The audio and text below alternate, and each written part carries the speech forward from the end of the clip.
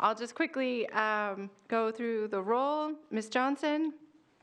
Present. Okay. Ms. Ziem? Here. Ms. Bishop? Here. Ms. Brown? Here. Ms. Timmons? Here. Ms. Raymond is here. Ms. Oden, Mr. Guarino, and Ms. Giglio will not be here this evening. Dr. Mosley, Mr. Donovan, Here. and about to present to us is Mr. Choppa. Okay? Yep. Great. Did anyone have any items to discuss before we get going with our presentations? All right, seeing none, I'll turn the floor over to you, Mr. Choppa. Okay. This is a presentation to hopefully continue increase in staff for the ELL program. Since the beginning of last school year, we've added 5 positions, which were sorely needed. Two in the high schools, one in Elm Street, one split between Fairgrounds and Pennachuck, and then one at Bicentennial Elementary School. The issue that we're facing as a department is, especially this year, since we've addressed the high school, is still meeting the recommended service minutes for the elementary students. And that's a requirement, not a requirement, but a recommendation that comes from the U.S. Department of Education. So what we're seeing is just the teachers are spread pretty thin and not able to address not just the service minutes, but the actual needs of the students linguistically and just academically. So we'll just get started. Okay. Thank you. All right, I don't want to read everything up there, but again, we want to meet those service minutes, continue staffing the program, alleviate the caseloads. We have 3 teachers here, which I'd like to come up and later on and kind of give you a sense of the responsibilities that they have that are beyond just their teaching duties, because there are also case management duties, and ELL students as a population, it's not always the case, but it's common, are a pretty needy group. So they end up addressing a lot of the needs they have outside of the school by connecting them to different agencies or what have you.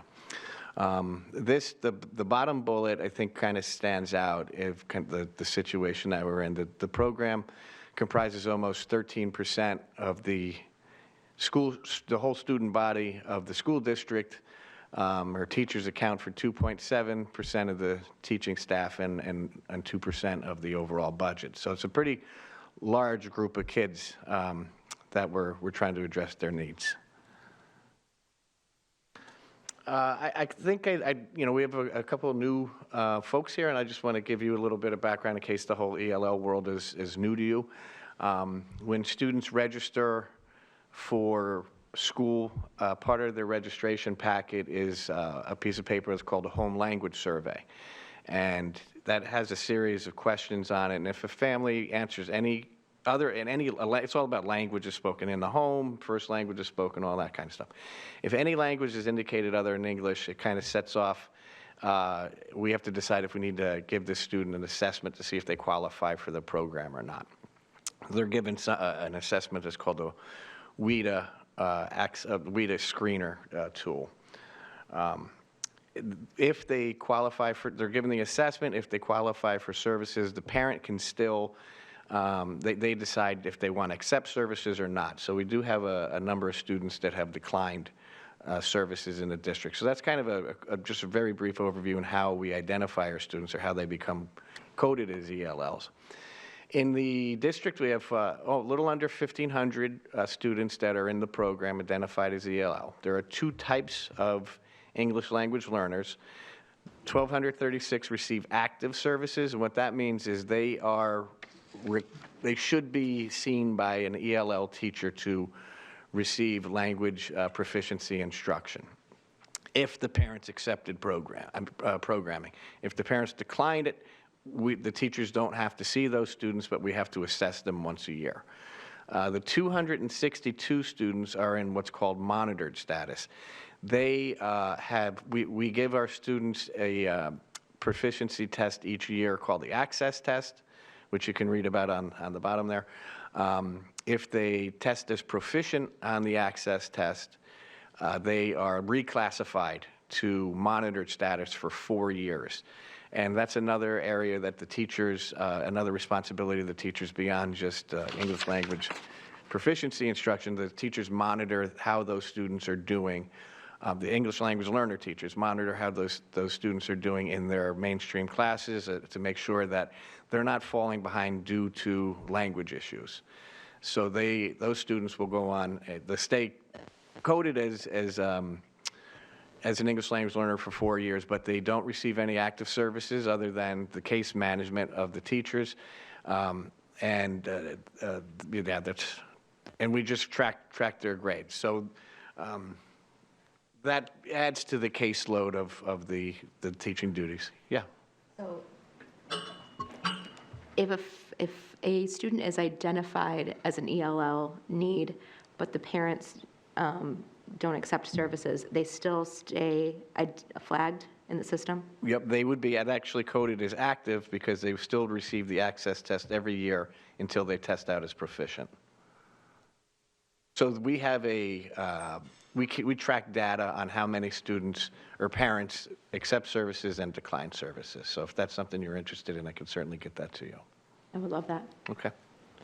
You know that. Here are our student-to-teacher ratios. It's a chart, and I guess I'll give everybody time to kind of look it over. The one in this budget, there's a request for one teaching position. It's evident that we, over time will require more than one. But if we are lucky enough to get to that position, I would like to place that teacher at Sunset Heights so we could have a full-time position there, and then move that half to another school that's needed. But you can just look through. You can see the caseloads in the high schools have dropped quite a bit, or they're much lower than the other ones, and that's due to getting those positions we had through the program last year. It really helped a lot. Now, there's one thing to look at numbers, but the needs of students are beyond just numbers on a chart. So because we have English language learners are you can't really classify them as just a standard kind of here's your typical ELL. Every person learns a language differently due to their personality helps a lot. It comes into play a lot. Their ability to learn a language, their environmental factors. There's a lot of things that come into play when learning a language. And these folks, these students aren't just learning a language. They're also required to learn academics. So it's not about they just don't come to school and say hi to everybody and talk about their weekend and go home. They're required to do math, social studies, and science, and it's very taxing to learn a language and deal with academic demands at the same time. Mrs. Ziem, you had a question? Well, maybe you answered it and I missed it, but is there a suggested, surely these are higher than any suggested, there must be some kind of recommended ideals? For the ratios? Yes. Yeah, so we, in our first policy, the master plan for ELL, which kind of lays out recommendations, and which I had written years ago, it was 30-1. After a number of years, that 30-1 was just completely unreasonable. It didn't make sense. So after 10 years, when I rewrote the master plan, I put it to 40. I think 40 is too much. I think if 35 would be, a nice place to be. But again, going back to the needs of the students, we also, within the program, we also have refugees, students that are coming with no educational background at all. So, we're starting from square one with some of these students. So it's very, and that situation is very different than a student who's coming from, say, Columbia, and they are literate and pretty strong academically in Spanish. and then a student who has never had academics, or a student, and in a different level is a student who's born, downtown, grows up speaking Spanish, but cannot read or write Spanish, but communicates in Spanish, and then goes to school, and all of the academics are in English. So there's so many different factors that come into play with how long it takes students to learn and how they're going to do academically. Like I said, it's very difficult to just paint a broad brush for English language learners because they come from so many different situations. Ms. Johnson? Thank you. So let's say you get a student that comes in from another country. Maybe they're at about a 4th grade level, and they've never gone to school. Where do we put them? Do they start at 4th grade, or are we putting them back to the beginning? If they were age appropriate for 4th grade, are you saying? Mm-hmm. So we can place students, English language learners, back 1 year from where they are if we decide that that's going to be in the student's best interest. We can't take a student who's aged at 4th grade or age appropriate for 4th grade and put them in 2nd grade or 1st grade. I don't think that would be good for anybody. But by the laws of the state, we can only go back one grade level. So what happens if they don't catch up in that 1 to 2 years? Let's say reading and, the math, the basics. Then what happens to them? It's a process. There's a lot of them, we're going to lag academically for a while until they get those language skills. So this is when I was teaching in the high school, I would always explain that for ELLs in the high school, it's extremely high stakes because they don't have a lot of time to acquire the language, get their academics down so they can get that diploma. So everybody is really, working really hard for these students, and the students have to work very hard themselves to be able to accomplish that. And when they do, it's something they and everybody should be proud of.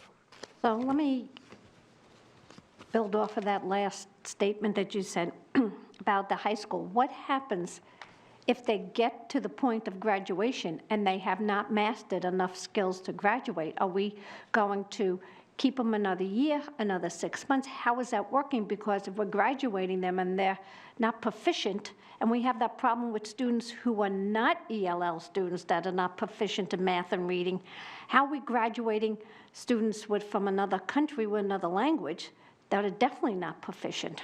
So as with special education, English language learners can stay in school, enrolled in school, as long as they're in good standing until they're 21 years old. And if at 21, if they still need more credits, we refer them to night school, where we actually have started. We have an ELL teacher working in a U.S. history class in night school, so that the students, our night school students, our adult learners, can work toward gaining credit to our graduation. Thank you. Mrs. Eam? If my memory serves me correctly, and it very well may not, it seemed to me that the first class of the day was where they spent that used to be, no? Where that was where they tried to teach the language, and then after that they were mainstreamed into the other. Is that the case? It depends on school and level. In the high school, we try to give the newcomers 2 blocks, so half of their day is in ELL, and then we also have kind of some other courses that are at an appropriate level for their proficiency level. We can't cover their whole day with the ELL. We just don't have the coverage for that or the And manpower. do you have, I'm sorry to interrupt you. That's okay. Do they, I was thinking home, like after class, do they have any additional? In the elementary schools, we have I'm we have talking after-school across programs. Anywhere, high school, middle school, or elementary, because I can hardly speak English, and I've been here 76 years. So I see that as a really humongous learning curve. It is. No, like I said, it's a lot of work for the students, and it's a great accomplishment when they actually can nail the language down enough where they can meet the academic needs of high school, and even the elementary. Across the board. If you were to think of being placed in whatever country, and then you're expected to learn academics that you might not have much of a background in, that's pretty tough. It's a tall order. Mr. Choppa, I have a couple of questions, and they're kind of disparate from each other. The first question I have is on your chart. Broad Street, Charlotte Ave, Main Dunstable, and New Searles don't have an embedded ELL teacher at all. Correct. I know that we're busing some of those students to other schools. My children go to Birch Hill with Mrs. Hedberg, who's Yep. fantastic. She is. And I know that there are students from other, I think Broad Street come to Birch Hill. correct. For their ELL services and then just stay there. I guess my question is, those numbers, the 12, 23, are those the number of students currently staying at those schools, or does that incorporate the ones who have been bused out to No. other schools? So they stay, those parents chose to keep their children in those schools. So until recently, we had no ELL program at Bicentennial, none at all. So we had over 60 students in there with no teacher, I remember that. right? So we were lucky enough to not only get the one, but we got two. But when we finally got the one teacher over there, what we found, my fear was, okay, all of these people, they've declined services for years. So we're going to put a teacher there, and who knows if they're going to accept services, and they did. I mean, there were very few parents that declined services at Bicentennial, which was great to see. But we're in the same situation in those other schools. And so, just to follow up on that, the numbers of Birch Hill, just for example, because that's the one that I have the most familiarity with. So the 44-1 at Birch Hill, does that number then includes some students from, for example, the Broad Street Just Broad Street, district? yeah. That are being bused to Birch Hill? Correct. Okay. Just to interject here a little bit, and this will come up, and all ELL kids are not very different. They're very different. So I believe, Bob, there's 5 categories in which they can, like beginners, right? So can you Based briefly, on the access test. yeah. based on the, can you briefly describe that? I think I can get to that a little later. Can we just get through it a little bit, and then we can kind of go back, because I think this is important. It's not just kids who, there are kids who speak English fairly fluently, and there are kids who are actually have no, they can speak a different language fluently, but not necessarily English. So that 44 doesn't represent necessarily 44 beginning stages of ELL. They're across the board. They're across the board. Right, Yep. no doubt. Thank you. And so the other question that I had is about the ELL teachers that we have. I understand that they're really also caseworkers and family social workers in a lot of regards. That's not, the family, those are responsibilities that they choose to take on. Outside of their, Exactly. because they're good That's- people. Exactly. That is not mandated. Because I'm hearing things about, helping people to get, rice cookers and helping people to source, things that their families need because they're refugees. They Which is really all care. wonderful, Yeah. excellent things, and I'm like super happy. But I guess the other question that I had kind of about the ELL teachers is, do we have teachers who are speaking to any of these children in their native language, or is the majority of it English-speaking teachers speaking English to students who have a variety of English access right now? So I just want to go back to when you had mentioned the things that they are doing for the kids, and it's because the teachers really care about the kids in the community side. They really just go above and beyond. Some of our teachers speak a second language. It's not required. Our instruction is in English, and our goal is for them to attain English. If a teacher speaks a second language and communicate with a student and a family in a fast, easy manner, that's great. But it's not something that's required. Okay. All right, so we're not doing any bilingual education? No. No, okay. Mrs. Eam, I'm sorry. Go ahead. Well, those were very interesting questions, and most of you know I was on the board for a long time. Some of the things you're saying, I don't remember ever hearing. And I'm especially grateful to Dr. Mosley for pointing out the one that he pointed out. And I would like to say to the public that I think that tells me that there is a level of commitment now that has gotten deeper and better. And I thank you both for that, and all of those teachers who bring that professional caring to our community. I personally thank you for that. And I would like to also say to you, I'm a great yard sailor, and I'm saying that to say this: if you have needs, if you would email me, literally last weekend in the snowstorm, I went to an estate sale. I love them. It's my joy. And I get things for little or nothing, $1. So I would feel gratified to think that I was able with $1 to help somebody. So please keep me in mind if you really have a need, okay? Thank you. Thank you, Mrs. Eam. I'm hearing all of the school social workers in the district and our homeless liaison and other people who work with the families, just looking up your number to put it on speed dial now. I'd be happy. I'm very sincere. Never more sincere in my life. So, Mr. Choppa, I'm sorry to just Nope, no derail your presentation. Please continue. Okay, this is the time of the presentation where I throw in the curveball. The ELL department is under a review from the Department of Justice. Somebody, for some reason, lodged a complaint. We don't know the origin of it, but the Department of Justice thought that it had enough merit to conduct an investigation into the ELL department. And my guess is it has something to do with the amount of services we're providing for the students. Another area where I know that we will run into, or they will run into issues, is something that we need to address, is the amount of interpreting services that we have for the students. And that is the increase in the budget sheet that I gave you, that reflects us, the Nashua School District, trying to prepare for the increased demand. The demand has always been there, I shouldn't say that, addressing interpreting services for our English language learner population, because it's something that is kind of maybe spotty around the district.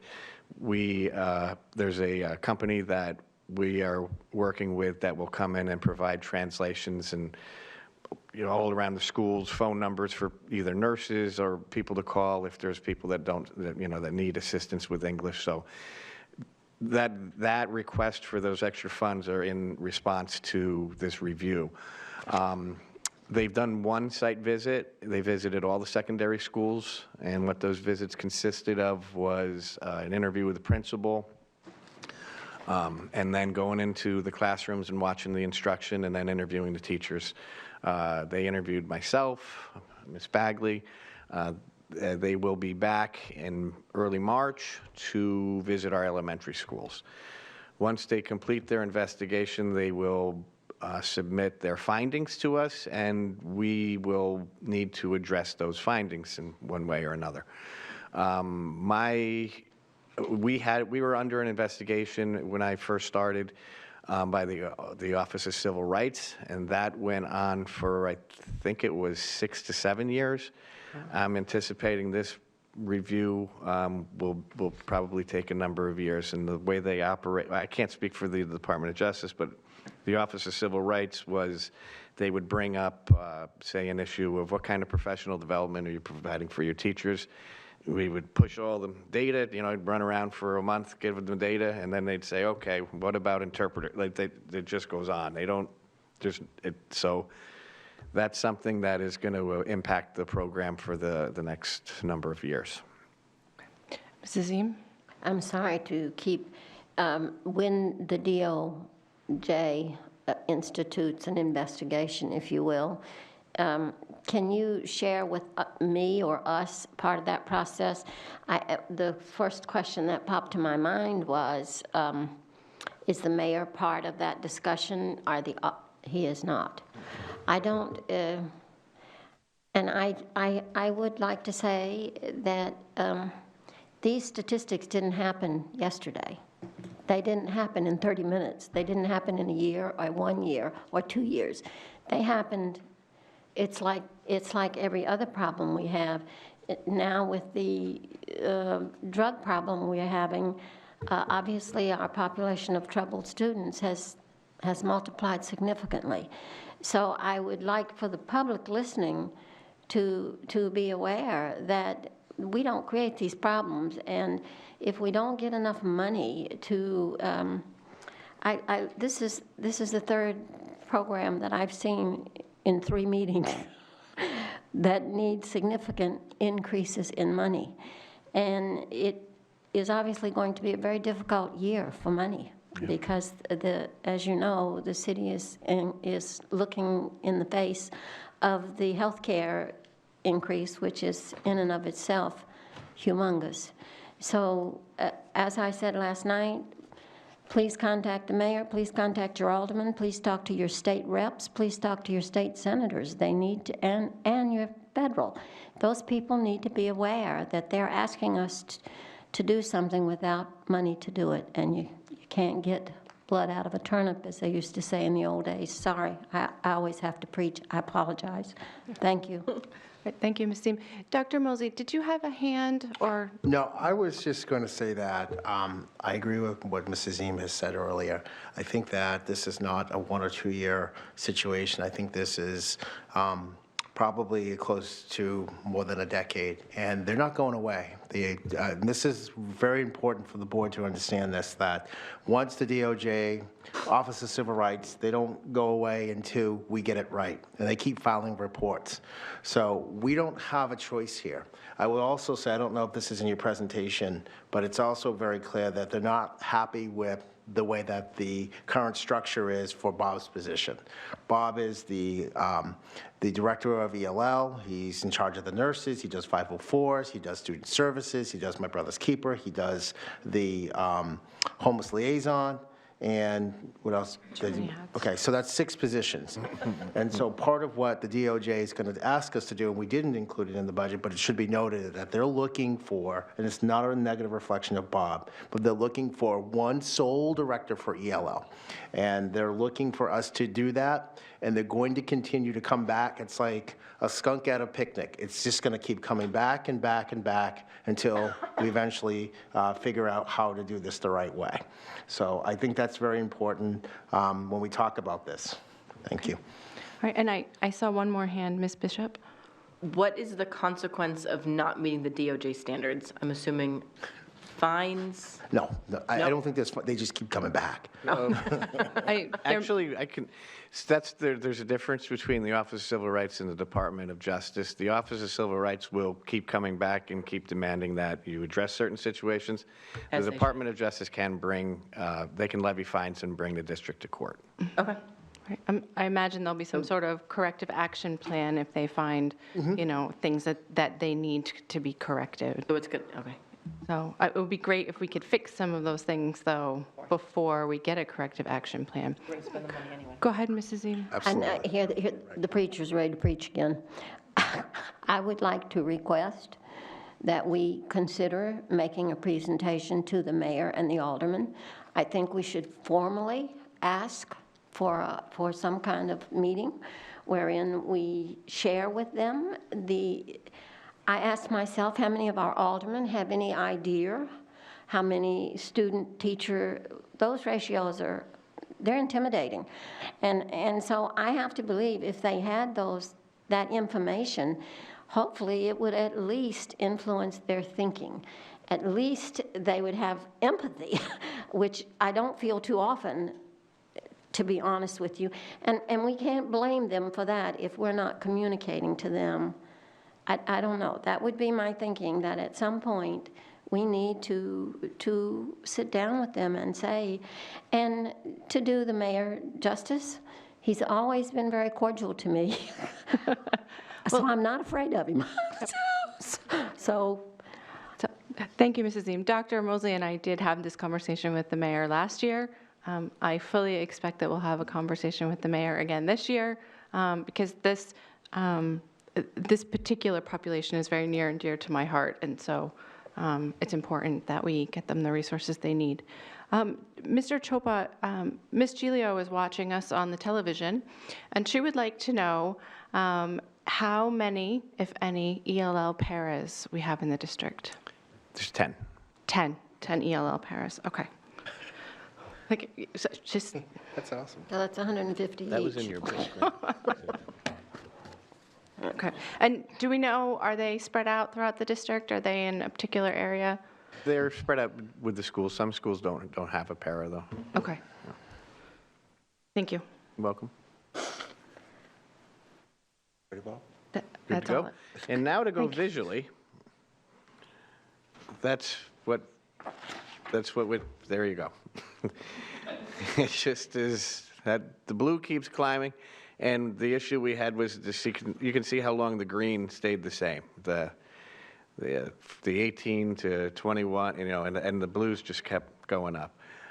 So that's, just some people learn visually. That was good.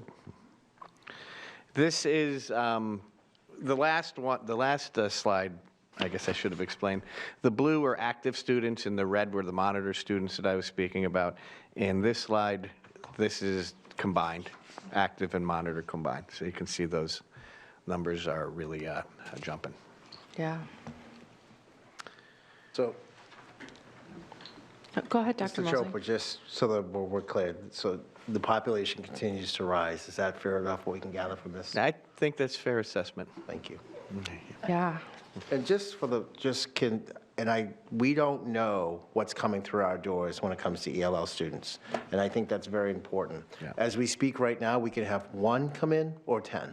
And I just want to emphasize that and I think Bob alluded to this, there's different levels of expectation from country to country, from culture to culture around schooling. For example, we think of our school as 180 days. Other cultures think of schools as 100 days. We think of a calendar of 30 days in a month.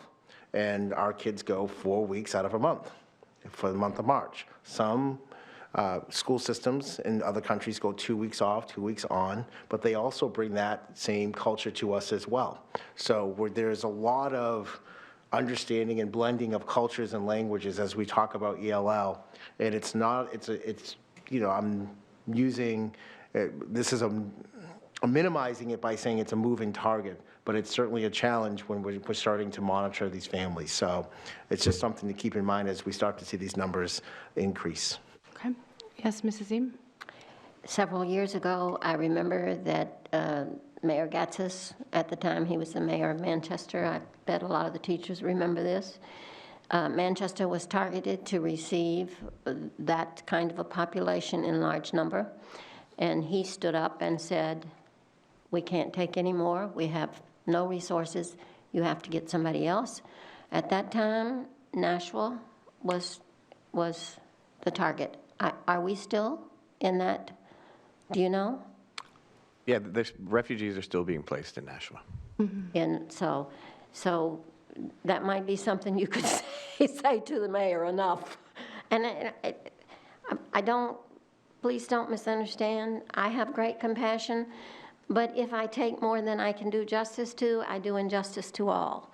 And I think that if they're not going to provide the resources with which to do it, and they just keep, I think at some point you have to stare the dragon down and say, no, it's enough.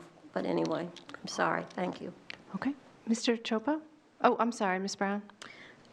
Do these numbers include early intervention programs like preschools? These are just kindergarten and up? K through 12.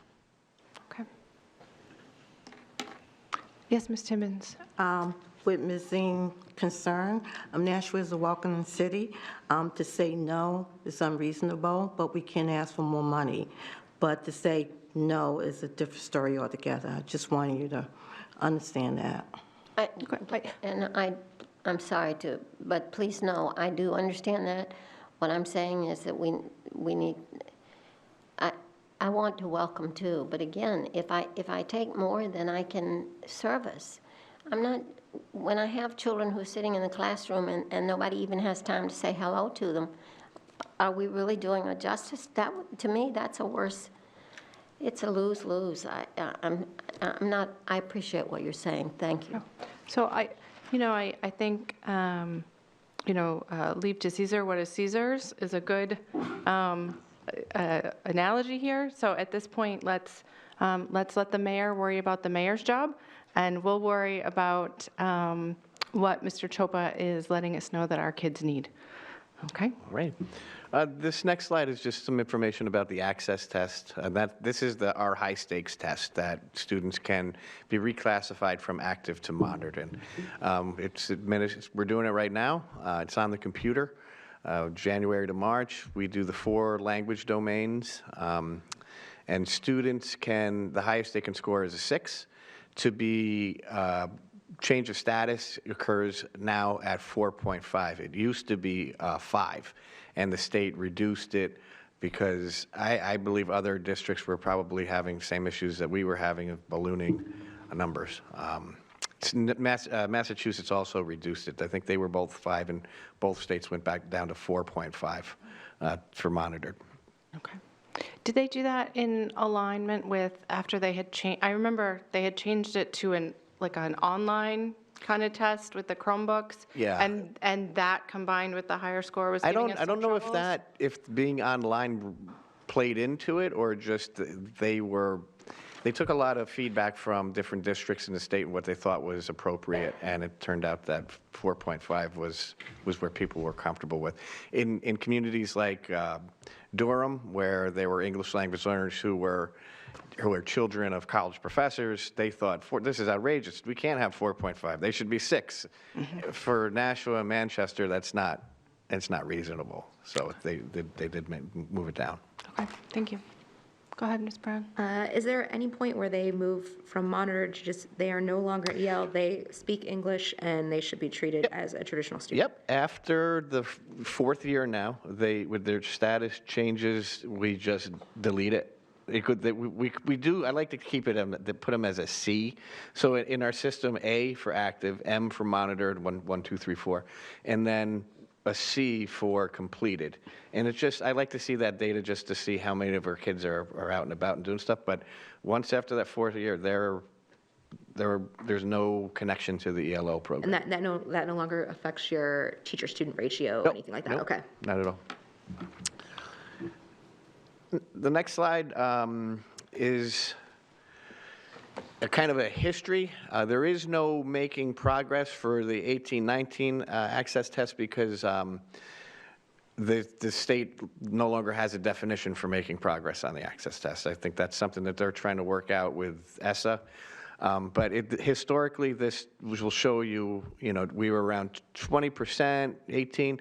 In 2015 is when they changed the test to the online format. Mm-hmm. And that's where a lot of students were way less comfortable taking the test in that format. So we went from 150-something kids testing out to 80. And then the following year is when we really ran into trouble.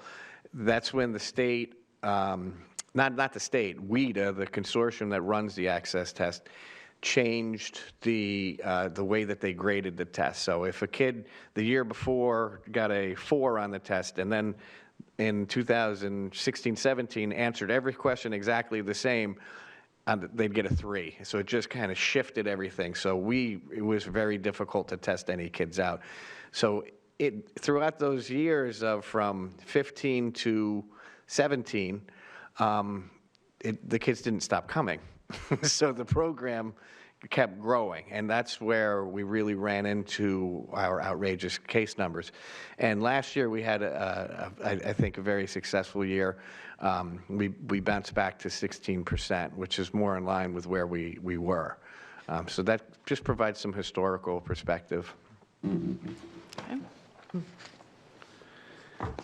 This is, when I was talking about the recommended minutes, this is a slide that comes from the U.S. Department of Education, and this is where we based our recommended minutes off of this. 2 hours for the newcomers, the kids that don't speak any English at all, and then an hour a day past that. But the real, based on these numbers, this is only for the elementary school, but that's what we're looking at right now. We are meeting the recommended service minutes for 3% of our elementary school students, which is not ideal. And that's why we're requesting more staff. So, I'm sorry, I'm confused by this pie chart. So the green part are the number of students who have gotten the recommended service. They are receiving the recommended minutes right And now. the red part are the people who did not. In elementary school who In are elementary not. school. Are Okay. not, yep. So I'm just going to write that on my page. And then the other challenges, we've got 84 of our students in the program are homeless. 236, or 15%, are duly identified for special education. And 110 at this point are refugees. So just on that chart alone, I mean, even taking personality or educational ability, all of it, all of those students are experiencing very different just experiences, learning experiences, and different challenges that they have in their lives, and to acquire a language, let alone acquire a language and be successful academically. And these are, I just want to, I'm going to go to this is my last slide, and if you have any questions we do have 3 ELL teachers here. If you want to hear exactly what they day is like, you can move along to those folks. But these are the funding sources for the program. And that's what I have. And just a quick note, the funding source, that doesn't include all the teachers in the parish. Those salaries are in the schools. Obviously, you can't have 28 teachers and pay them $128,000. Right, okay. Well, we And could the- try, but The immigrant and refugee grant, is that a federal grant? Can we get more? Yes, that's it's like a formula grant.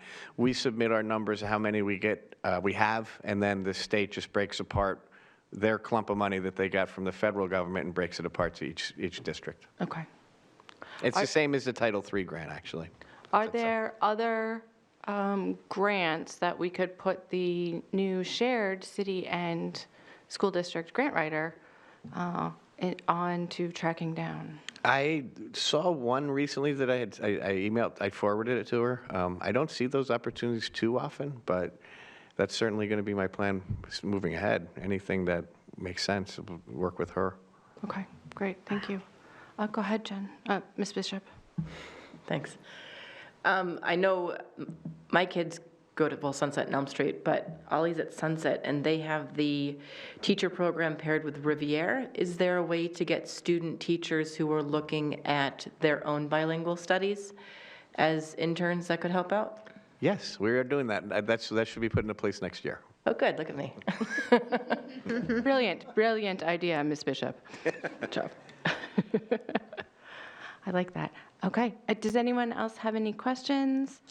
Ms. Ziem? It would be nice if we had the figure of how much the teachers actually cost us, so that we could do a per-student, do you know what I'm saying? I don't know if that's a lot of trouble. If it is, we have that. The number, the teacher pay, I believe, is about 2.8 million or so.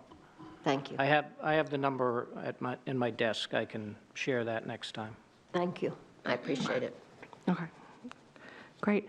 And then I see a number of teachers have come out on their evenings to speak with us, keeping in mind that we also have many other staff who have come out this evening, and everyone is probably hungry and doesn't want to stay here all night in the rain.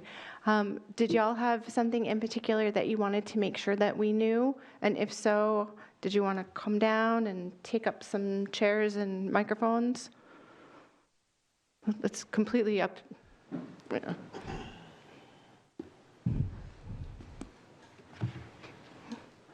Completely up to your comfort level. Yep, if you press the button, the green light will come on, and then your microphone will work. Make sure that you speak directly into it and not at the person you're looking at, or else it won't pick you up. All right? I think the first thing we want to say is thank you so much for having us here. I know it's late, and we do want to get home.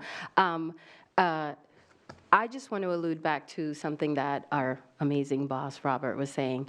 It's not... Wait, sorry. Can you introduce yourself so that when they do the minutes, we know who's talking? I should have said that before, and I forgot. Veronica Bodden, ELL teacher, Fairgrounds Elementary School. Thank you. Diane Hansen, ELL teacher, Sunset Heights. Danielle Booton. I'm over at Ledge Street. And I'm going to keep it brief. I just want to say, obviously, the things that we do that's above and beyond is because we're good people and we love our students.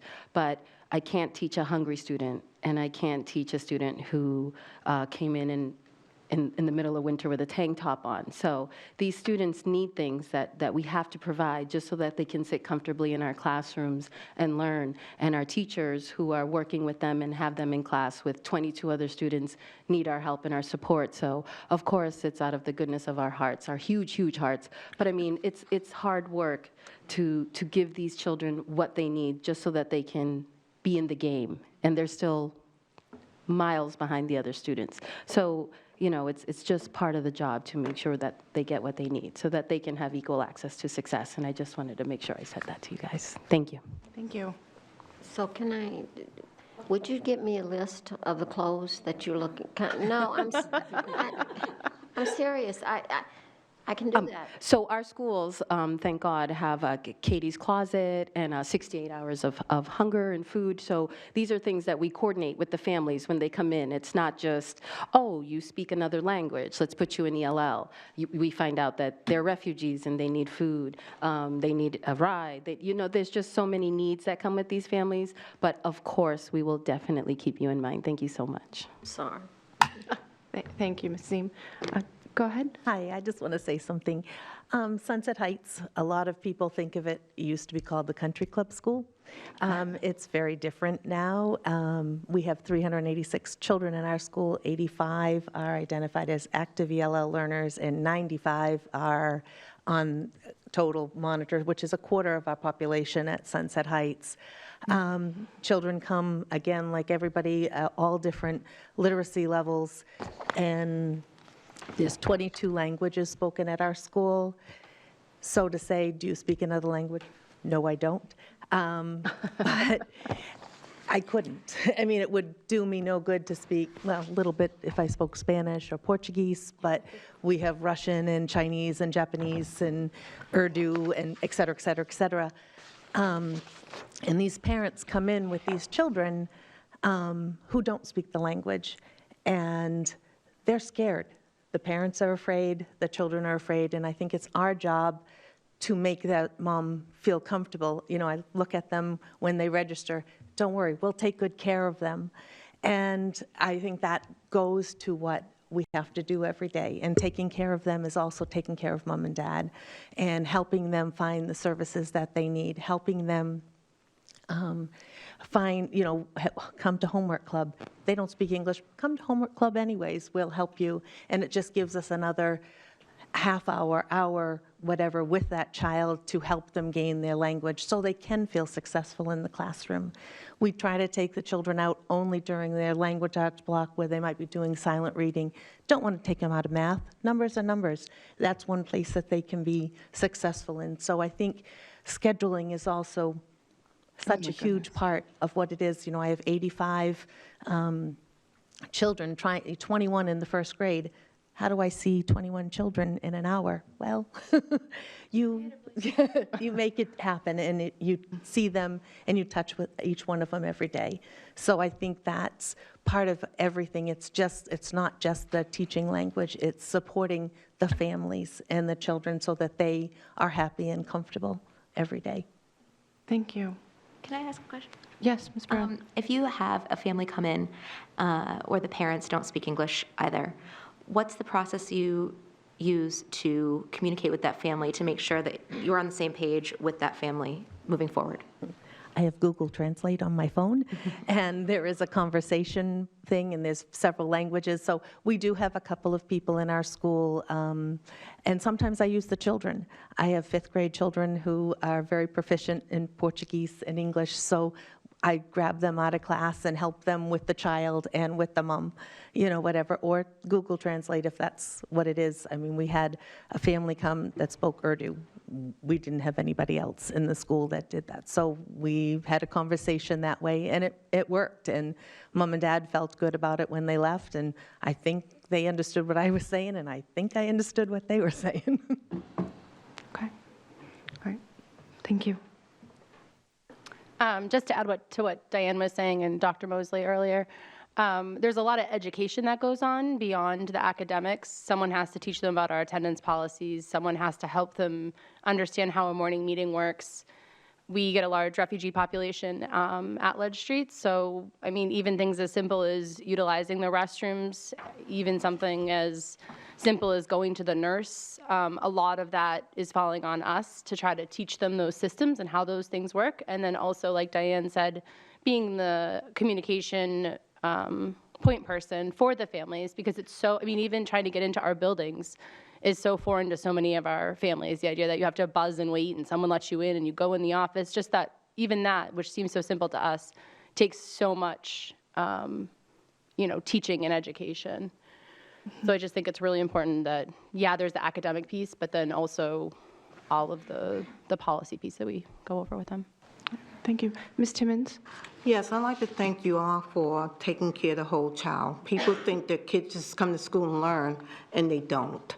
And a lot of people here don't understand that. I belong to a lot of organizations. Bob can contest to that because he's with me. A lot of these organizations, these kids are hungry, and they can't learn if they're hungry, and they can't learn if they don't have appropriate clothes to wear. So you have to look at every angle, and that's probably why our test scores are falling. It's not because we have dumb children. We have children that does not have the right things to address their day with. So thank you very much, and what you're doing is fantastic, and my heart goes out to you guys, because that's what I do every day. I see what you see, and I really, from the bottom of my heart, thank you. Thank you. Thank you so much. And I really want to thank you, Mr. Choppa, for including the translator service in your budget request this year. To me, that is way up there on my priority list. I've never worked someplace that didn't have a translator service on the phone, and when I worked for DCYF, I can't tell you how many times I went out and I don't speak other languages, and I can't speak Congolese. I have no idea. I can't speak Urdu or Portuguese or French or, which, and it's so funny because I always felt so stupid, frankly, talking to people who might have a language and a half compared to my one, and we're trying to communicate, and they know more English than I can cobble together of any other language, and I still can't get my point across. So to not have the services of a language line that our staff can call, I just can't imagine how difficult those conversations with parents are.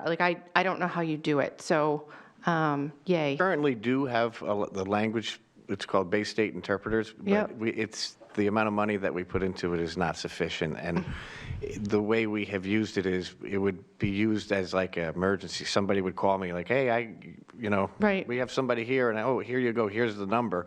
It can't be like that anymore. It has to be everywhere. Everybody needs access to it without going through one person controlling the amount of money it was. So the reason for that is just to expand it out to everybody where it is just easy.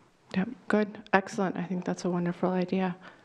Ms. Bishop? Oh, Oh, sorry. go ahead. Real quick, we're just really fortunate also to have some phenomenal interpreters within the district as well, community members that we've connected with over the years, and people that in some of the situations that, are a little bit easier to handle, we're able to pull them in and have them help us. So that's huge too. Yep. I know at Ledge Street you have some wonderful staff that can help out with that. One other thing, Elm Street has a welcome to Elm Street packet for parents that's translated into, I forget how many languages, 4, 5? I remember it was 4. I think it's 4. I think it's 4. Are there any plans to expand that to any of our other schools? One thing that we've talked about that I would really like to do is use the TV studio to make videos. Well, not videos. We don't use those anymore. But whatever. To make Clips. But yeah, to make so a welcome. Have a student who's proficient in the language and do it in the native language. Show different areas in the school. Introduce the principal. That kind of. I think that would go an awful long way. Parents could come and sit, and they're automatically, you're recognizing them, their language, that they're welcome in the building. This is something that we expect and we want to accommodate. So that's something that I've talked to some of the teachers about, trying to figure out how to get that done. Yep. But anything to make folks feel like I belong here, my kid belongs here, is what we want to do. Right, the Elm Street, I really encourage people to look at the Elm Street handout. It was at the library for a while. I don't know if it still is as well as at Elm Street, but it had really great things, like what do you do when your child is sick? Like, here's the number you call. Here's how you say that in English, like phonetically, and then also in their language, so that they can, at least get the phrases out so that they can initiate those calls, which I think a lot of us take for granted. So, Ms. Bishop. Two things. And I know I come back to Medicaid so many times because I live in it at the medical center. Are we able to bill Medicaid services for interpreter services for IEPs and 504s? Not that I'm aware of. Okay. Is that something that's possible? I would think with the 504s, because we're meeting some sort of an accommodation need, and because would fall under like the PT/OT stuff. That might be there a may question for something there. That might be a question for Ms. Bagley. Yeah, Ms. Bagley's back there having a body language response that indicates no. She would know. So maybe with an IEP, I don't know. I would think. We'll ask you when you come down. Yeah. Don't worry. Okay. And just to not to wrap it up, I'm not in charge here, but I want to say thank you to the interpreters. I actually grew up on a military base in Germany up until like beginning of second grade, and we would do half of our day in German and then half of our day in English. And it wasn't the teacher who was doing the German class, it was one of the village people would come in, and we would do our language piece because the numbers were the same. And I just thought it was the neatest thing. And then when I came back stateside, I was like, this is a boring day. So it was really cool, and it was a great experience. And I think it's a great opportunity that we provide for the kids. So that's it. All right. Thank you so much for coming out this evening. I really appreciate your time. Can I Thank you. Oh, I'm sorry, Can I Ms. ask Brown. one more piece of data for future reference?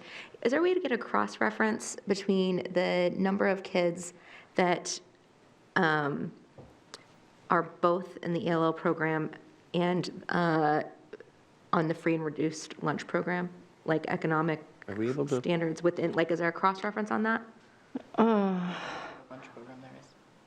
Maybe, and we might be running afoul of FERPA. We could ask. I mean, I can ask food service. Not, well, no, not Names, that, no, not who just it is, numbers. it's just a cross-reference. I'm just talking about, I was more curiosity of our student population, how it's changing and that kind of thing, I don't need to know individuals. My guess is no, but I'll check with food service. Okay, all right. Okay, sorry, thank you, I didn't mean, no, you can wrap it up. That's all right. I just want to make sure that we're careful that we are cognizant of the student privacy and the federal, FERPA, Federal Education, I don't know what all the letters are, but basically it's student privacy laws. So, Mr. Choppa, thank you so much. Are you staying, or are you handing it over to Ms. Bagley? I'm heading it over to Ms. Bagley. Okay, great. Thank you so much for coming out Have a nice- tonight. Thank you.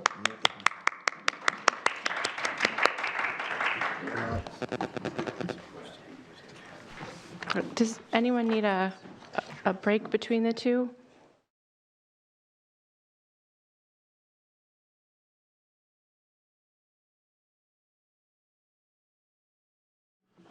Okay, we are back. It is 7:43 p.m. and we're here with Ms. Bagley about the special education presentation. Yes, great, Good evening. welcome. Thank you. Thank you for having me tonight. I have in the audience my special ed admin team with me. We are missing two of them, but just wanted to acknowledge that they came to provide support. Welcome, everyone. Yes. So I have a presentation. I'm happy to answer questions as we go, or we can wait until the end. It's totally up to you. In the interest of time, it might be. Yes, I'm thinking for the interest of time, if people don't mind waiting until the end, just make like a little note, and then we'll go round. But first, I'd like to answer Mrs. Bishop's question about Medicaid reimbursable services.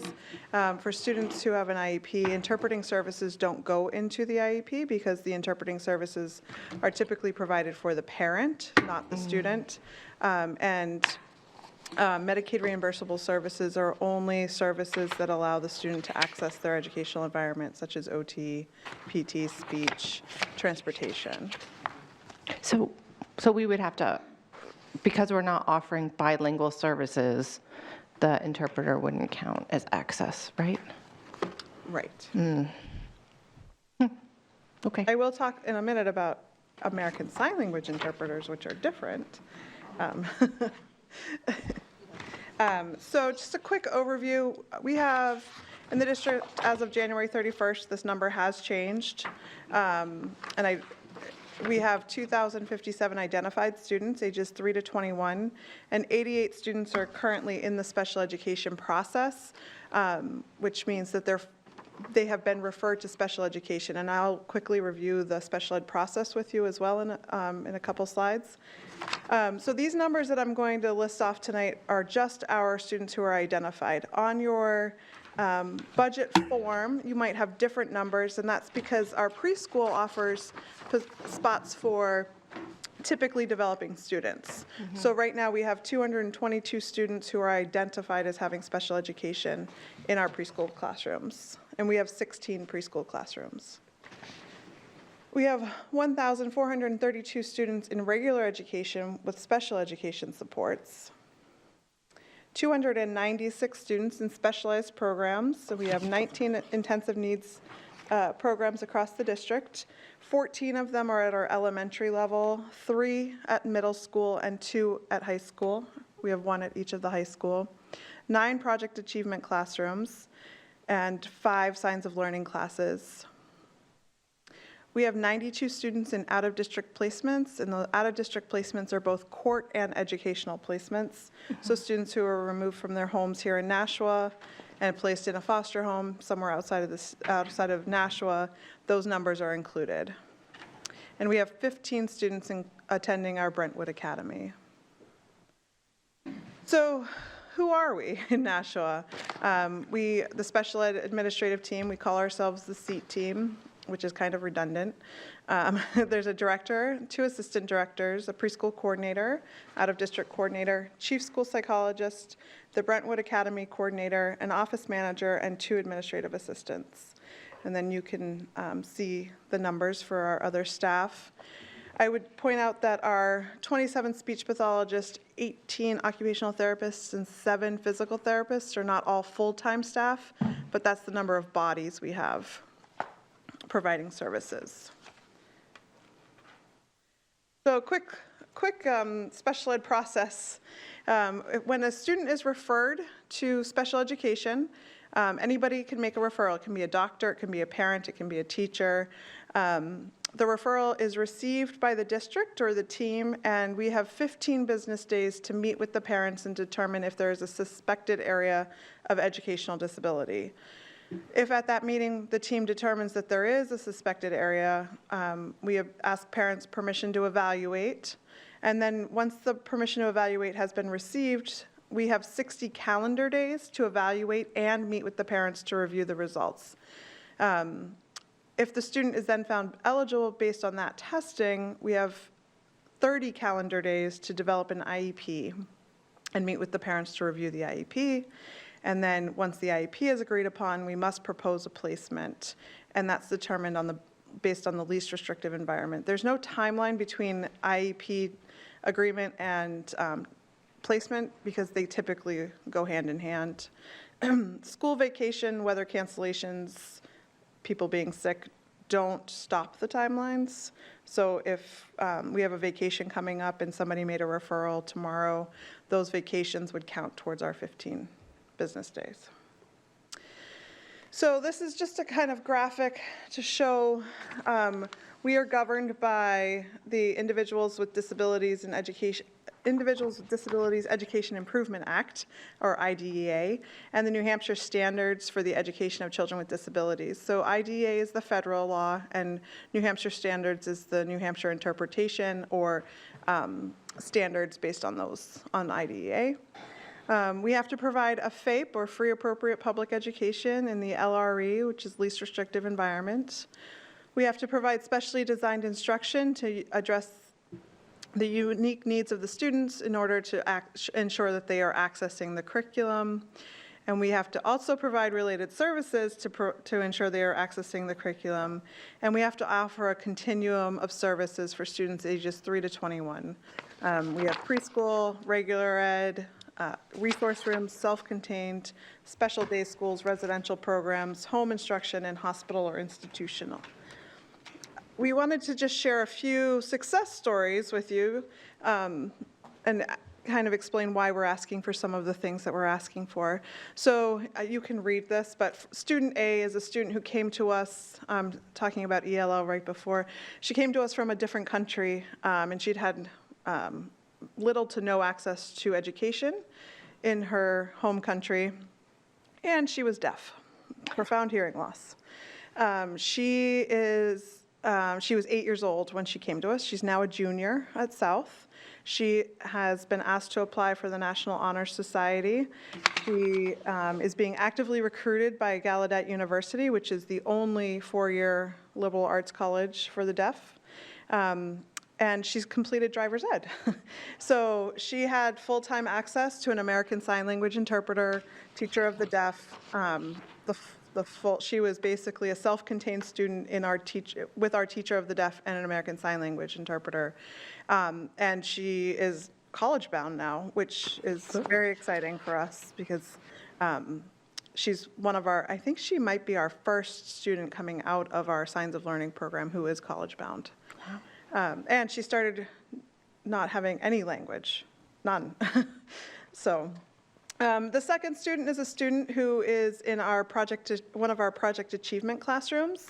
And project achievement is our classrooms for our students who experience emotional disturbance and require a lot of support behaviorally, typically, in order to access their education. This student has been in the Project Achievement classroom since kindergarten. She came out of one of our preschools. When she first started, she was very oppositional and disruptive. She required constant support from the Project Achievement staff. Now she is mainstreamed full-time, works independently in all academic areas, and her reading skills are actually above grade level. And she is slated to return to her neighborhood school in the fall, which is what would be considered her least restrictive environment. The third student, excuse me, is a student who's identified as having an intellectual disability. He's received modified curriculum and intensive needs programming throughout his entire educational career. Currently, he's over at St. Joe's participating in a career training program, and he'll finish at the end of the school year. And we think that he's going to have at least one job offer, if not two, coming out of this internship. And the last student is a student who came to us who's experienced extremely significant trauma.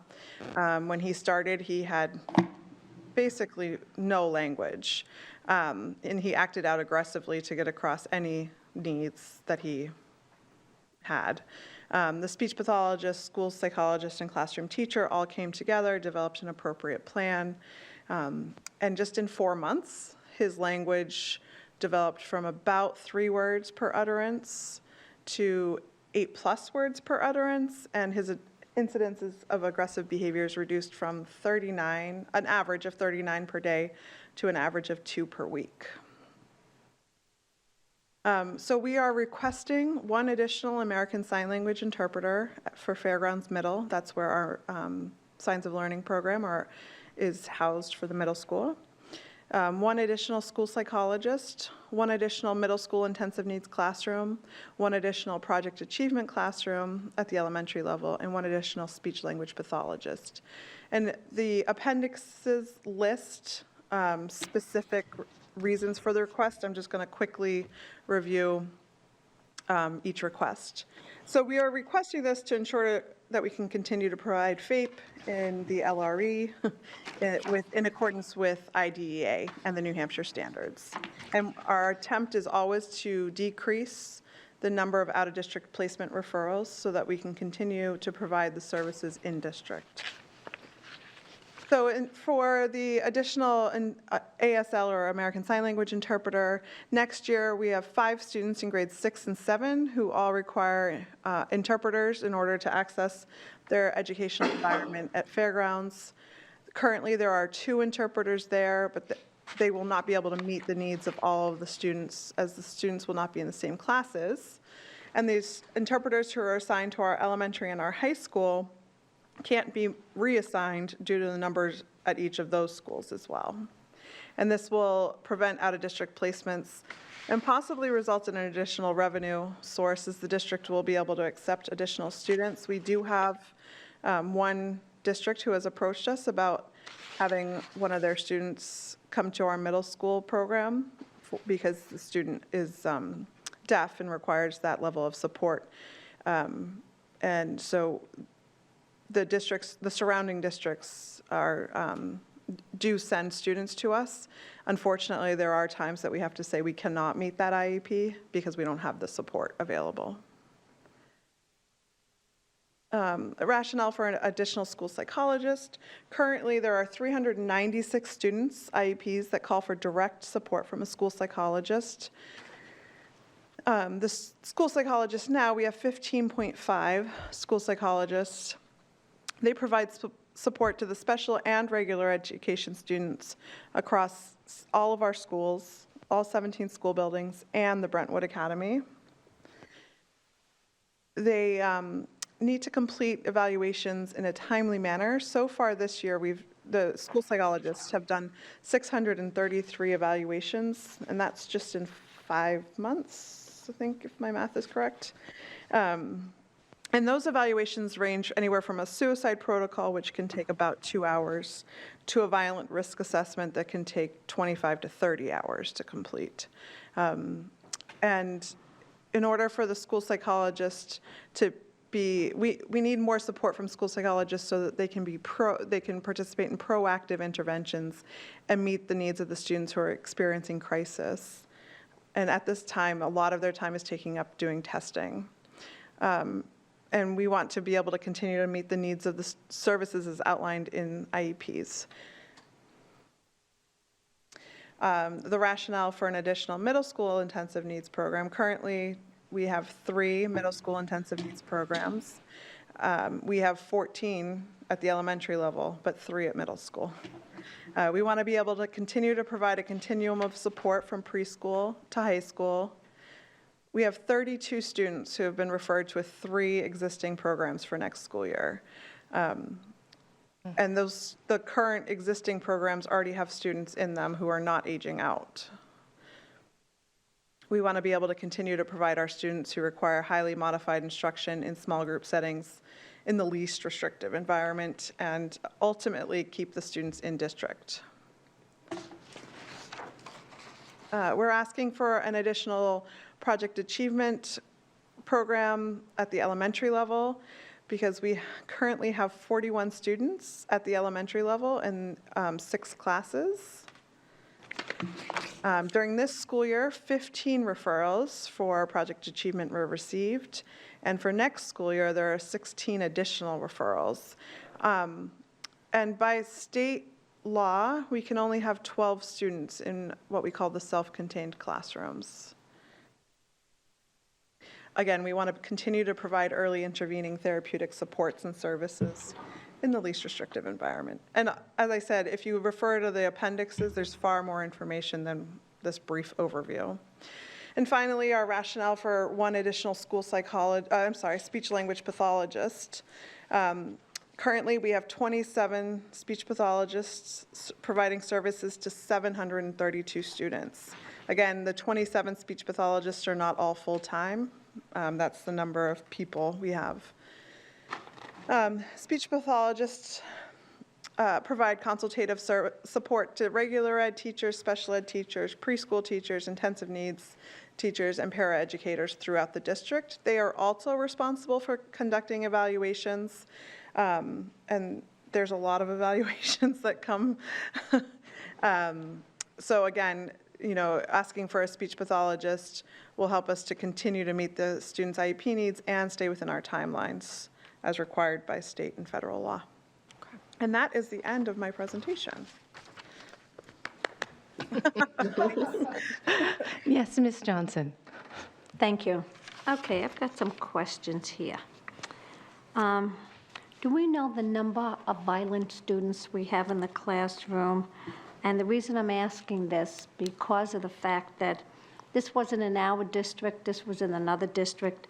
A friend of mine was telling me that they, in the classroom, they have a student that's violent, that would throw chairs, and instead of removing that student from the classroom, all the other students had to be removed, and so that means that's a lack of classroom time. So do we experience anything like this? And if we do, what is our protocol with the students?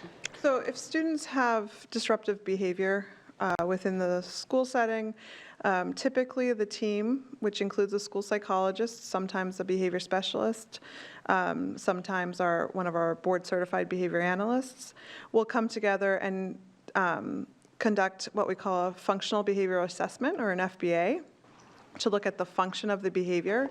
And then a positive behavior support plan is developed based on what the team determines is the function of that student's behavior. So we do have students who have aggressive behaviors. However, we have all of our staff who work with them are CPI trained, so they are trained in the de-escalation techniques. And also the teams have either developed or are working on developing positive behavior support plans for those individual students. So what happens I was if, going to say, you're talking about an immediate reaction. What's currently the process of what goes on right now if they have an outburst? It honestly depends on the student, the classroom, what exactly is happening. But typically, if the student is unable to be moved safely, the other students are removed from the classroom.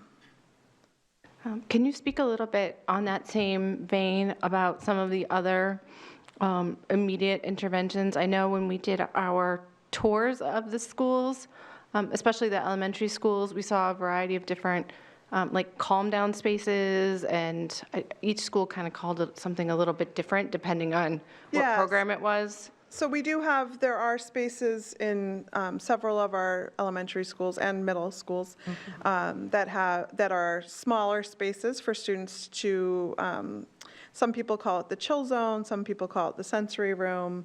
It depends on what the name has been assigned at that school. And typically, if students are having a really hard time, teachers are trained to intervene before it's too late. And know their students well enough to see the triggers and when the students are really starting to amp up. We work with some students who have autism who are just, the sensory overload is just too much, and we have to escort them to a space that they can calm themselves and calm their bodies. Okay. Thank you. can I finish? Yes, please continue. Okay, so we have students who are special needs that are in charter schools. And if they require any type of services like speech and language, OT, PT, are they having to pick up their children and bring them to the schools, or are we sending in the specialist to the schools? Right now, we have busing, bringing the students back to our schools for services. And then they get bused back to their school after that? Back to the charter school, yes. And if they're young students, I mean, we're disrupting, I mean, I can understand more older kids, but, if they're younger, first, second, third grade, that's a long day for them to It's not an extended day, it's during the school day. get that. But I mean, during the day that you're putting them on a bus, you're taking them out of the charter school, we're putting them on the bus. It's not like the high school kids that they go from one school to the other. We're putting them on the bus, and then we're bringing them to the neighborhood school most likely. And then when they're done with the services, maybe 20 minutes, 30 minutes, then we're putting them back on the bus to bring them back to the charter school. Am I correct? Yes. So that's that's the model that we are using now. Next year, we plan to change that model. But yes, that is the model we are using now. So did we use that model the year before, or was it just this year? It's just this year. And what's the model for next year? We're hoping to be able to hire a case manager just for the charter schools. So just so that everybody is aware of how this happens, is a parent can choose to send a child to the charter school. The district cannot. We cannot place them there. So if a parent who has a student with or a child with an IEP chooses to send their child to a charter school, we are still responsible for the services that are in that IEP. We don't have staff at the charter schools. Those staff at the charter schools are not Nashua School District employees. So we don't have the oversight or supervision of the charter school staff to ensure that the services in students' IEPs are being met with fidelity. So that's the rationale for bringing the students back to our program, or back to our schools for services. So for clarity, we are using, because we have the legal responsibility for the services provided to these students, we're using our service providers and our facilities. Correct. Okay. Because we basically own the child, the Correct. district. It's a Nashua School District student, It's the absolutely. Nashua School District. Yeah. Okay, and can I continue? Yes, please. The court placements, have they come down in the several years, or they steady or gone up? So court placements, court-placed students, no, the numbers have not gone down. Our students who are removed by DCYF or who are involved with JPPOs, and the courts remove the student from their home and say you need to be placed at Spalding, for example. Those numbers have not decreased, unfortunately. So out of the 92, maybe I missed it, how many of them are court-placed? If you look at the chart, there is a chart included. It's Appendix 7D. Oh, there it is. There are 16 court-placed and 76 that are educationally placed. Okay. Thank you. I'm sorry, Ms. Johnson. I keep having follow-up questions to your questions that make me. I'm so good at this, I guess. I assume those court placement numbers change without any warning or notice to the school system until they happen, because that's the way it worked as recently as 3 years ago. Do the out-of-district placements, do we have any, do we know beforehand that we're getting to that place? We have to do what's best for each individual child, no matter what. That's the law. So I get that. I just wonder, do we have any way to predict? Yes and no. So within the district, I believe we've gotten much better about solving problems and being creative in our programming for students to ensure that they can continue to stay within our district. However, just this year, we had, I believe it was 5 students move in who were already placed in out-of-district programs. And so when the first conversation to have with a parent is not, welcome to Nashua, sorry, we're going to take your kid out of the school that they've been in. And obviously, another district had determined that those students' needs could not be met within their district. So we typically will maintain those placements. However, we've gotten far more creative with our older students and providing more community-based programming so that we're preparing them better, I believe, for adulthood. So some of our students who are getting close to aging out of our out-of-district programs, we've ended their school time and continue to support them through the community. Okay. Great. Ms. Johnson, did you have another? I'll let Ms. Timmons go first. Okay. Go ahead, Ms. Timmons. I just have one question. On your Appendix 7H, I really don't know what a school project achievement is. Oh, I'm sorry. So if you go to 7A, a description of each of the programs is listed. So the Project Achievement Program is for students who have social, emotional, and behavioral needs beyond what is available in the regular ed setting. Oh, okay. It's this form, Mrs. Timmons. Oh, okay. All the way back to the beginning. One with the yellow. Oh, okay.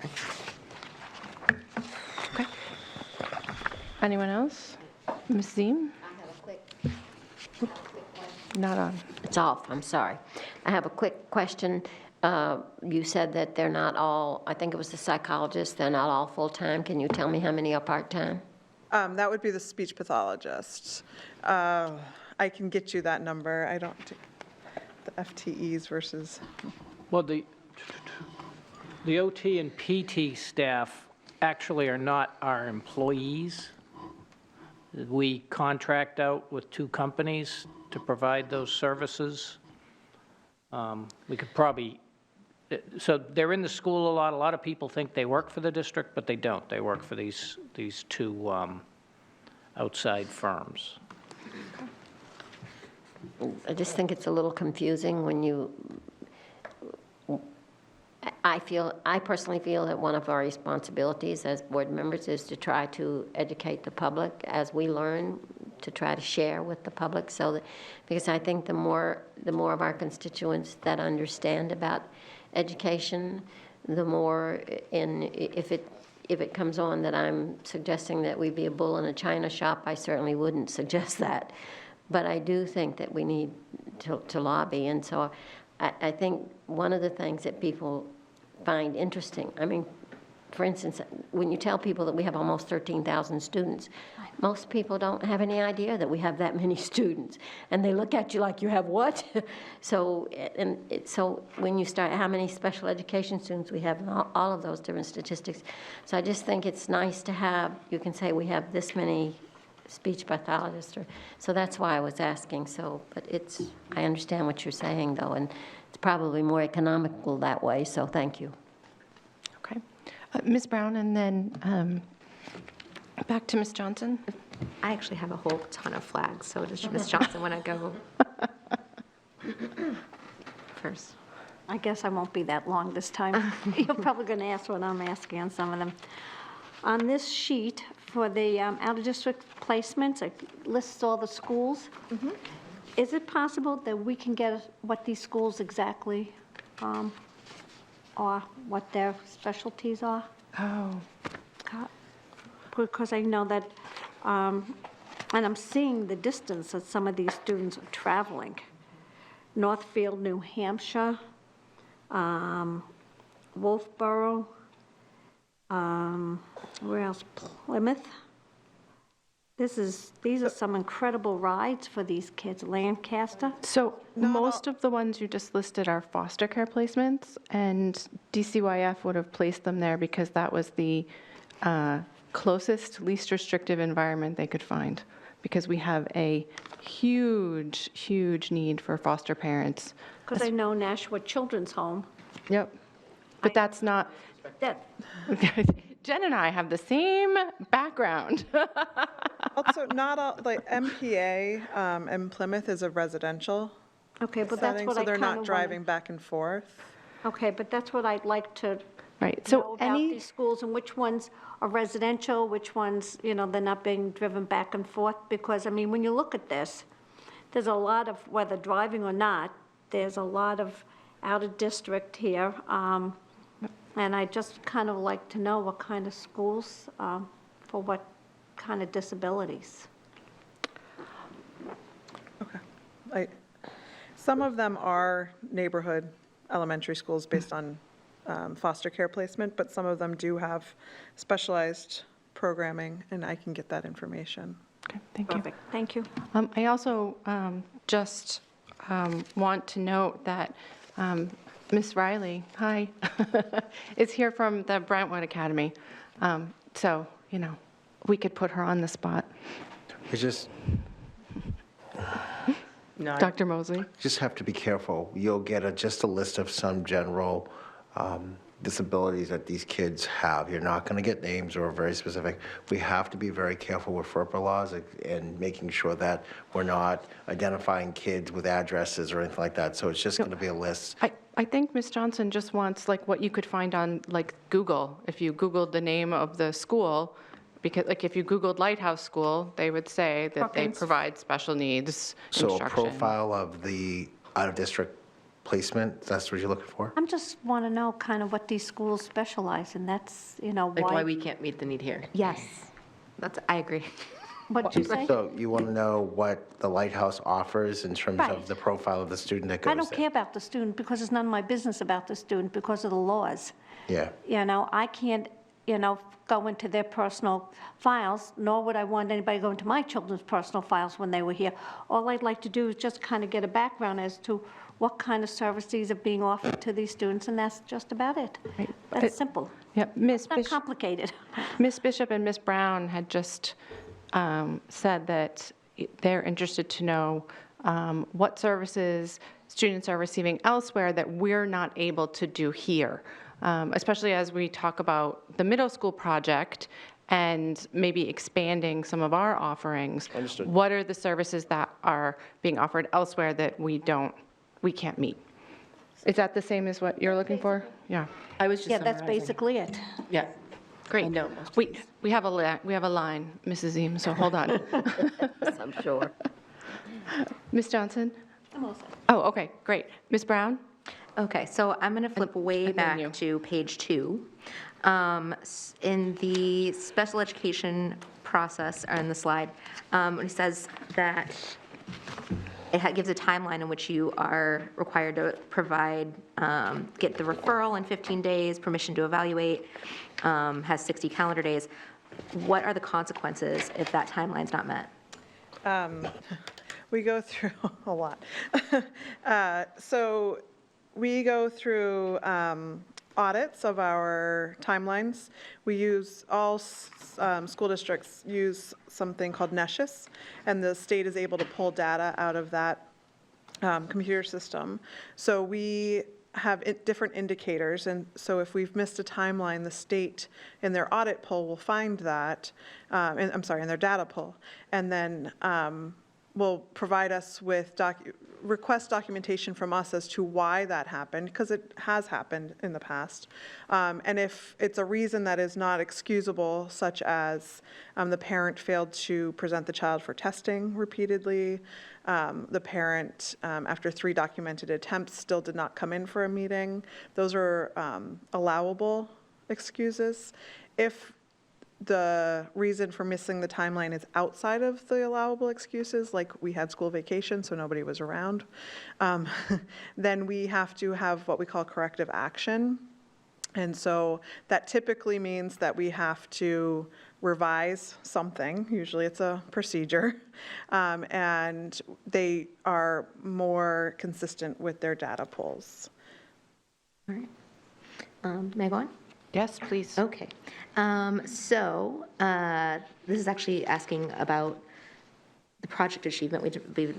A big topic of discussion has been the new middle school build, how to better treat the whole child.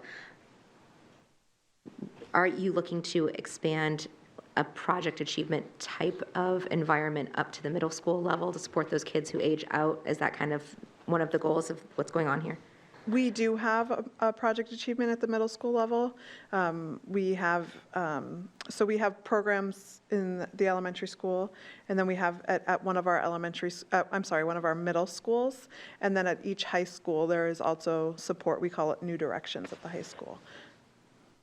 And what is, right now, I'm guessing, are you more than at capacity for that? We can't be over capacity, but we have students who have been referred to Project Achievement, who we are continuing to maintain in their neighborhood school with supports.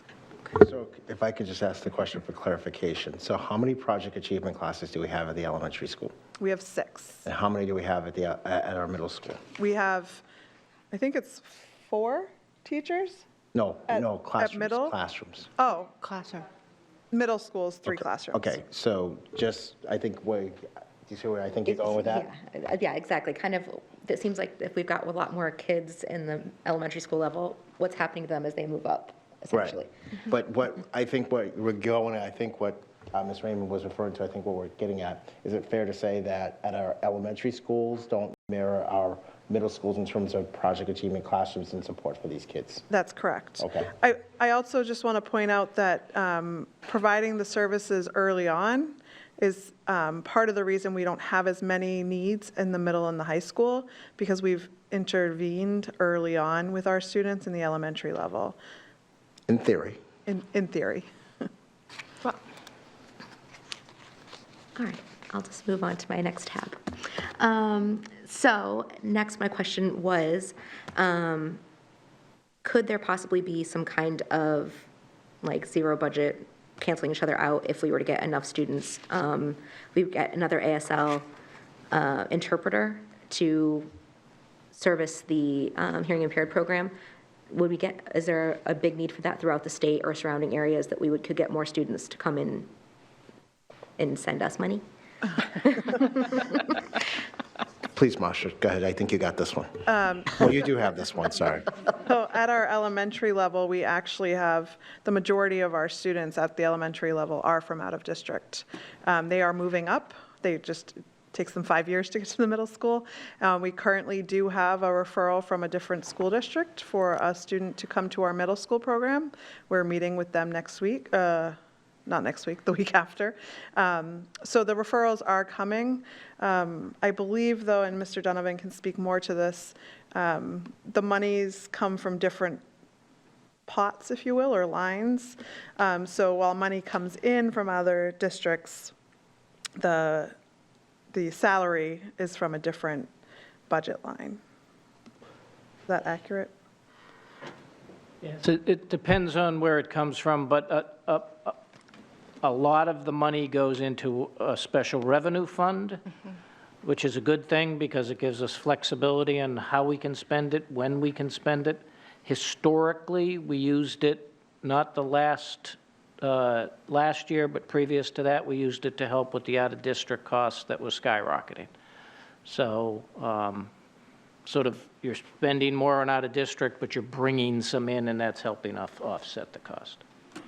If I could just answer this, partly what we tried the out-of-district cost has been an ongoing concern for the district for a number of years. And since I've been here, I think it's grown to about I think it went from 5.5 to maybe $6.5 million.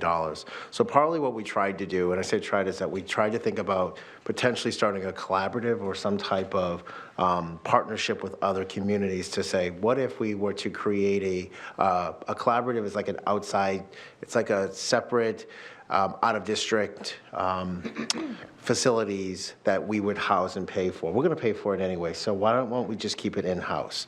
So when we embarked on about 2 years ago, in our last budget, we had budgeted about $20,000 for a consultant to come in and really start those conversations. At the time, we were in conversations with the leadership at Manchester. Just Manchester and Nashua alone could easily start a collaborative, and the mayor was very supportive of that as well. There were some leadership changes in Manchester. We put out an RFP. We didn't get anyone back on that. So we're still trying to, what I say, kick the tires around on that. We're never going to really eliminate all of the out-of-district cost. What we can do is defray the cost. So for instance, instead of it going up to $6 million, we can try to get it down to $3.3 million or down there. But certainly it's something that we have to really think about. In the end, we're going to probably have to put up some money for this to be successful. It's kind of like you're going to have to probably put up, just making up a number, don't quote me, $7 million up front to potentially save $11 million in about 5 or 7 years down the road. But it's an investment, not something that's going to pay off immediately. Is that fair enough, Masha? Yes. Can I ask a follow-up to your question, Ms. Brown? Back to the American Sign Language interpreter. We need that one way or the other, right? Like, we need that person, this position, in order to meet the needs of the current students who are moving up to accommodate the fact that they all aren't going to be in the same classroom anymore, right? That's correct. Okay. So I like to know my non-optionals. So, go ahead. Let's see. Oh, I don't know if my other one, I think I changed my mind. Well, so this is kind of a big one, and it's more conceptual, just for my own clarification. So and maybe for the audience clarification, what is the difference between a guidance counselor and a psychologist? Because the rationale for a school psychologist. Sorry, I hope, forgive my naivety. Everyone is staring at someone in the audience. Not to put you on the spot. Ann Price is our chief school psychologist. So would you like to, you have to. No, have you to come can't, down. you can't shout it out from the audience because it doesn't pick up on the microphone. So it's not going to be on the tape. Yes. So, Ms. Price, if you could just press the button, the green light will turn on. And then if you could introduce yourself. Hi, I'm Ann Price. I'm the chief school psychologist. Welcome. Welcome. So a guidance counselor, they're very valuable to the whole building. They provide Tier 1 services, meaning they see all the students in the building. School psychologists can provide those services as well. They can do the same kind of lessons. They can do group and individual counseling like the guidance counselors. But school psychologists provide a lot of the evaluations and all the evaluations. Guidance counselors cannot do any evaluations. So that's a big difference. Correct me if I'm wrong, but the educational requirements are different as well? Yes, you have to have a postgraduate degree to be a school psychologist. So So a you have to have a KEGS or a PhD. Okay. Thank you. Appreciate it. Thank you, Ann. Thank you.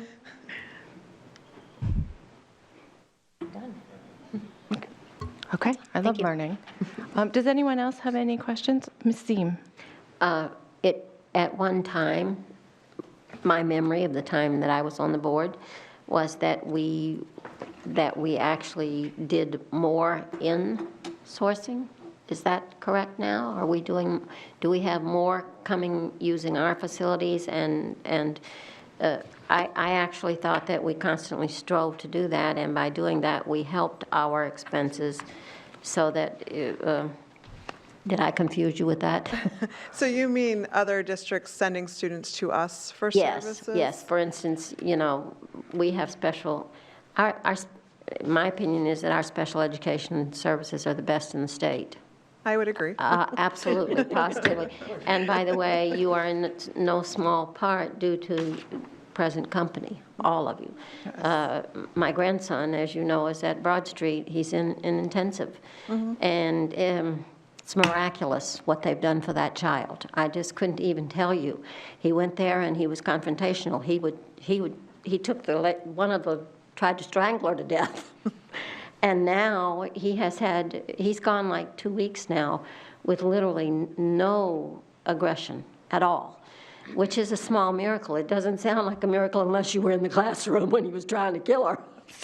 So I have to tell you that I more than appreciate.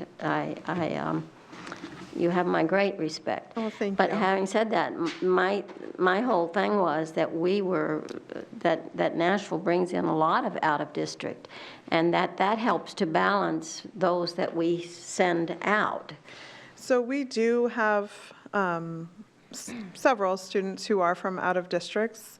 However, other districts are starting to develop more in-house programming, just like we are, to ensure that the students continue to stay within their neighborhood schools.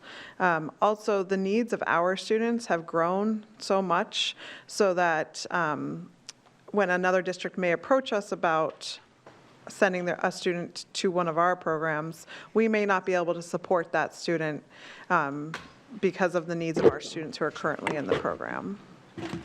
But our Signs of Learning program, which is our deaf and hard of hearing program, have several students from out of district. So there are districts, we have students from, I think as far north as New Boston. But basically you're saying that it's not the balance that it used to be, that because of the increased needs, it's gone. Yeah, and I was not part of this process when that was your experience. So in my years since I've been part of the team, I haven't seen a huge number of students being tuitioned into our programs. Thank you. we talk about out-of-district quite a bit at the central office, and I think one of the things that, if you mentioned already, I apologize, but we get kids who move in from other districts, okay, and they're already out of district. Well, we just can't say, oh, we're seizing that responsibility. We actually inherit that responsibility. So that's nothing we have any control over. And so the other piece to this is that I think you said, Ms. Seem, that we have the best special education program in the state, and I wouldn't disagree with you at all. In fact, we've had families who could have the opportunity to go to Massachusetts and actually get one more year of service for special education, but they elect to stay with us because of our customer service and our services as well. So some of it is in our control, and some of it we just inherited as well. And most times, once that student goes out of district, it's almost impossible to retain that, to recall that student back to any in-house program. I just want to share, we just recently did bring a student back who went out when he was a freshman in high school. He's now 19, and he's back. So we did it. But those stories are few and far between. I'll take that. Yeah, Ms. Bishop? You can go.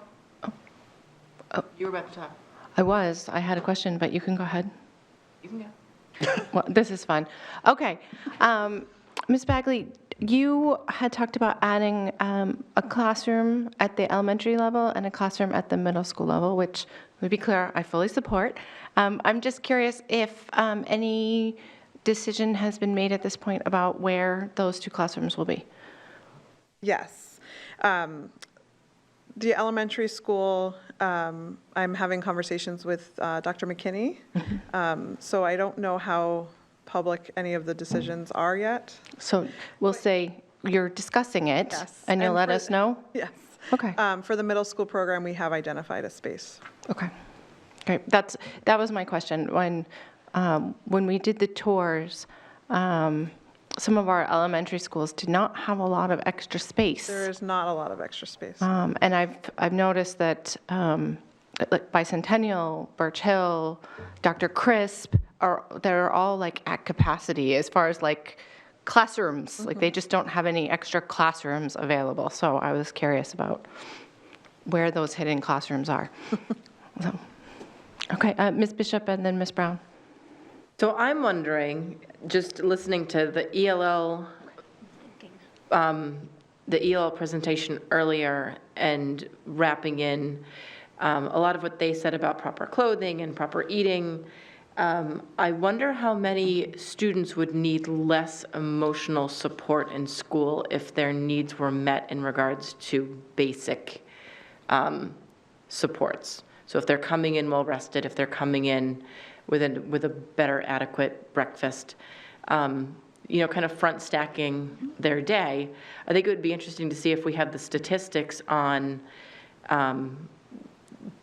their success rates when we're able to meet their basic needs better. I don't know if we have those statistics, but I can share with you that the student in Success Student B is a student who was in foster care and had a transition. So when he came to us, you'll see that he was very aggressive, very limited language, 4 months within a foster home that was attentive to his needs. And that was the change that we saw. So I don't know if we have statistics beyond that, other than anecdotal information. Well, I think we're all learning, especially with some of the professional development and other presentations the district has been putting out lately, that trauma has a very intense effects on children, and we don't know how that will play out from one child to another. Right. So I personally support the district's efforts at getting the education out to staff and to parents and to community members. So I encourage anybody who has an opportunity to attend any of those presentations to please do so, because it's interesting, scary, and we're asking a lot. So I still support my idea of 100 years ago of fostering families and not just children, but parents who could use support in how to parent. Right, have a, Take them all. Hug them all. Ms. Brown? Actually, I had a question about if we're to add another intensive needs classroom, will there be a cost to making that class, like building cost as well? Building costs, no, because the area is already a classroom. However, furniture and things like that, we are going to pay for using our grant funds. And same with the Project Achievement Classroom. We have identified funds through grants that we can use. Okay. Ms. Johnson? No, go pass. Okay. Ms. Giglio would like to know if school social workers help to provide food and clothing, and do we have school social workers at all of our schools? We have school social workers in all our schools. Part of the strategic plan calls for that. We had to phase those in over, I think, next 10 years. So I think it varies, but we definitely don't have them at all of our schools. In terms of their responsibilities, I think they do everything, as that was pointed out earlier, whether it's Katie's Closet, whether it's food. Particularly right now, to be honest with you, some of our kids, this is not a vacation coming up. This is actually a trauma because they're home. And not a trauma because they're home, because there's nothing for them to do and to engage. So they wear a variety of hats. They're working with our kids who suffer trauma, but also kids who are incredibly anxious. They come from good families. They come from high wealth families, but yet they struggle in their everyday academics. Everyone needs something. I mean, it's the gambit. Bicentennial needs something. You know, you go to Bicentennial, they tell a very different narrative. You go to some of our title schools, they tell a very different narrative as well. They wear a variety of hats. I don't think we have any social workers in the audience today, but certainly we can get that information to you in terms of if you had some specific questions, be happy to answer them. No. She's actually right. Happy to answer them, Sharon. Sorry, she hasn't texted me back yet. There's a delay between what we say and when it goes out on the television. Okay. There's a lot of staff in the audience. Thank you guys for coming out tonight. Is there anything that you guys had intended to come and say? No? Okay. All right. Well, you're welcome to do so at any time. So. Thank you. Thank you. Okay. Seeing that no one else has a hand raised, it looks like I would entertain a motion to adjourn. So moved. Okay. So moved by Ms. Timmons, seconded by Ms. Brown. All those in favor of adjournment, say aye. Aye. Aye. Any opposed? Okay. We are adjourned at 8:35 p.m. Thank you all.